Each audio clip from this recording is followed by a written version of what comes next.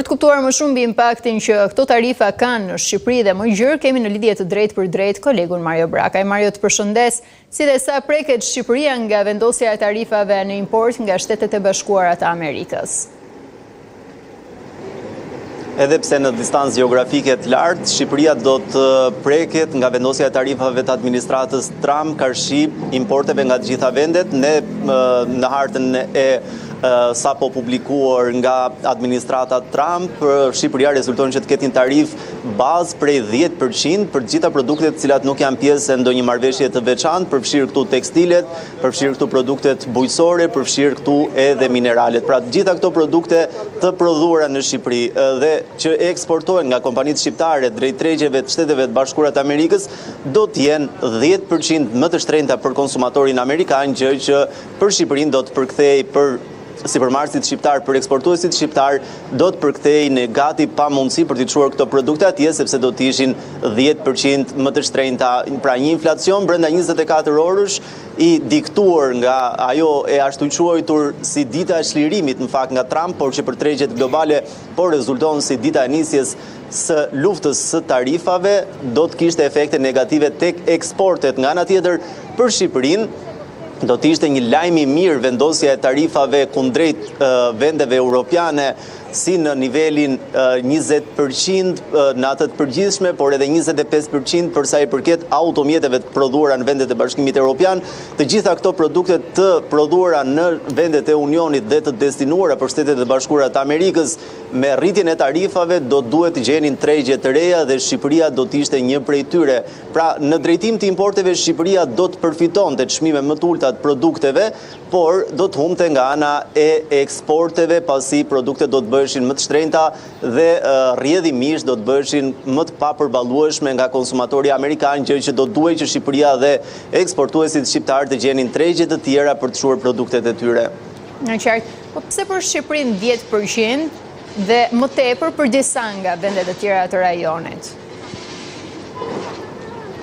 Atëherë, administrata Trump, le themi, ka përdorur një metodologji në bazë të ecurisë së tregtisë jashtme të viteve më të mëhershme. Pra, për të gjitha shtetet të cilat kanë pasur një bilanc pozitiv, pra kanë pasur më shumë eksporte drejt Shteteve të Bashkuara të Amerikës se sa importe, administrata Trump, me qëllim, le themi, mbrojtjen e sipërmarrjeve atje, ka vendosur aplikimin e tarifave të cilat shkojnë deri në 65% për sa i përket kryesisht shteteve aziatike. Pra, Shtetet e Bashkuara të Amerikës argumentojnë se të gjitha ato shtetet të cilat kanë përfituar më shumë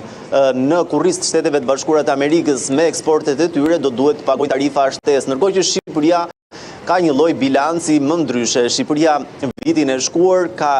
importuar, Shtetet e Bashkuara të Amerikës kanë qenë partneri 5 tregtar në drejtim të importeve me vlerë 20.5 miliard lek produkte, ndërkohë që ka eksportuar produkte me vlerë vetëm 7.5 miliard lek, ka qenë partneri 13 tregtar dhe duke qenë se le të themi nuk është një ekonomi sfiduese për Shtetet e Bashkuara të Amerikës, sigurisht që tarifa e aplikimit ka qenë vetëm 10%. Kjo edhe për shkak se Shqipëria gëzon disa marrëveshje të firmosura prej vitit 1992 me Shtetet e Bashkuara të Amerikës me qëllim nxitjen e tregtisë jashtme. Kundërta ka ndodhur me disa vende të tjera të rajonit, të cilat kanë pasur bilanc pozitiv me Shtetet e Bashkuara të Amerikës dhe kështu që me aplikimin e tarifave le të themi që ekuilibrat mund të rikthehen dhe Shqipëria në raport me Shtetet e Bashkuara të Amerikës mund të ketë një bilanc më pozitiv se sa vendet e tjera të rajonit, të paktën për vitin 2025 edhe në vijim. E kuptoj. E të mbetemi pak tek këto marrëdhënie tregtare midis Shqipërisë dhe Shteteve të Bashkuara të Amerikës. Diçka na tregove se si janë aktualisht, po si pritet të ndryshojnë edhe pas këtyre tarifave? Po paktën eksportet pritet që të rrudhen, kishte filluar le të themi të merrte një lloj hovi tregtia jashtme ndikur edhe nga disa prej platformave ekonomike të ndërmarra, dhoma amerikane tregtisë, bashkë me investitorë amerikanë, le të themi, kishte tërhequr vëmendjen e tyre për të nxitur sa më shumë importin e produkteve nga Shqipëria, kështu që me aplikimin e tarifave produktet shqiptare do të jenë më të vështira për të shkuar në tregjet e Shteteve të Bashkuara të Amerikës, kështu që nga 7.5 miliard lek eksporte gjatë vitit 2024 mund të shkojmë në shifrat e viteve 2012 apo 2013, ku të kemi eksporte në nivelet 2.3 apo 2.4 miliard lek E kundërta pritet ndodh me importet, pasi që për sa i përket importeve Shqipëria nuk ndikohet nga tarifat, pra produktet amerikane të cilat do të vinë në Shqipëri do të kenë të njëjtën kosto që kanë pasur, kështu që në drejtim të importeve Shqipëria mund të ketë një rritje gjithmonë nëse tregjet europiane, produktet e tyre do të gjejnë alternativa tjera dhe nuk do t'i çojnë ato drejt Shqipërisë, sepse tashmë me aplikimin e tarifave një produkt evropian kushton 20% më shtrenjtë, dhe sigurisht që për konsumatorin amerikan bëhet i vështirë për t'u blerë dhe rrjedhimisht në një farë mënyrë bëhet i refuzuar, kështu që vetë Bashkimi Evropian duhet gjejë tregje të reja dhe Shqipëria mund të jetë si një alternativë. Kështu që duhet parë se si Shqipëria do të përfitojë, ajo që është e sigurt për momentin është që në drejtim të eksporteve sipërmarrësit shqiptar do të kenë vështirësi, por në drejtim të importeve pritet që të paktën të vijojë e njëjta situatë edhe për muajt në vijim. Ajo që po ndodh tjetër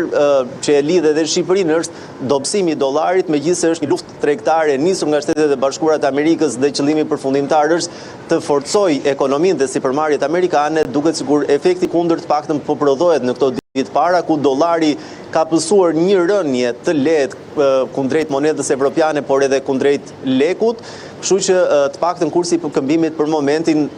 vlerësohet në 91 lek për $1 dhe një ecuri që pritet që të vazhdojë të paktën edhe për deri në muajin maj, ndoshta edhe mëtej me ardhjen e sezonit veror. Dhe kjo edhe si pasojë e shtimit të turistëve, por edhe si pasojë e politikave që deri tani më shumë po dëmtojnë ekonominë amerikane se sa po e favorizojnë atë. Edhe një pyetje të fundit, doja pak më shumë detaje, Mario, për ekonominë europiane dhe globale, se si do ndikohet nga këto tarifa. Po në një dalje të fundit, von der Leyen, komisionerja e Bashkimit Evropian, le të themi e vlerësoi si një goditje për ekonominë evropiane, por edhe për ekonominë globale në përgjithësi, vendosjen e tarifave, ku sipas saj vendosja e tarifave është jo proporcionale dhe dëmton të dyja palët dhe Bashkimi Evropian ka paralajmëruar në një farë mënyrë një kundërpërgjigje ndaj vendosjes së tarifave nga Shtetet e Bashkuara të Amerikës, ku pritet të ndodhë e njëjta edhe për importet nga Shtetet e Bashkuara të Amerikës, ndoshta jo në të njëjtat nivele 20%, por në nivele më të ulta. Von der Leyen argumentoi se Bashkimi Evropian është i gatshëm që të ulet në bisedime dhe të shqyrtojë të gjitha kërkesat që Shtetet e Bashkuara të Amerikës kanë, por jo të arrihet në pikën që të ketë kështu lloj tarifash në nivelin 20%. Vetë Banka Botërore në raportin e fundit ka paralajmëruar që me lëvizjet e administratës Trump e humbura e madhe do të jetë gjithë ekonomia globale, ku nëse ishte parashikuar një zgjerim i prodhimit të brendshëm bruto mesatar global në nivelin 3.7%, me zhvillimet gjeopolitike në rrafshin ekonomik dhe ato tensione dhe konflikte në lindje, rezultojnë që rritja ekonomike të mos e kalojë nivelin 3.3% këtë vit, që nëse do të vazhdojë le të themi me një përshkallëzim të mëtejshëm si të lëvizjeve ekonomike, por edhe të tensioneve